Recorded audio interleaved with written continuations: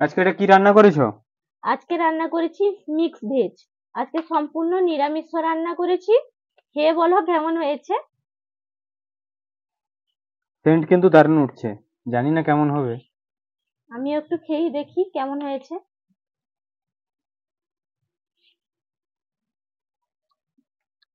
খেতে কিন্তু ভালো লাগছে।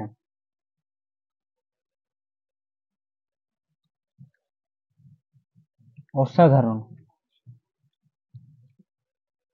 খুব দারুণ লাগছে খেতে। যা বলে বোঝানো যাবে না। খুব সুন্দর হয়েছে। নিরামিষ তরকারি এত সুন্দর হয় জানি না।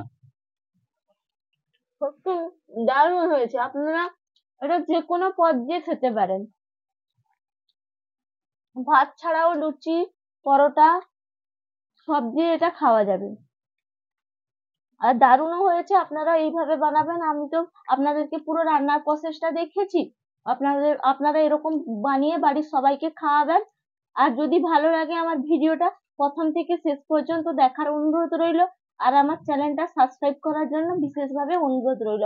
আপনারা গরমে সুস্থ স্বাভাবিক থাকবেন। টাটা।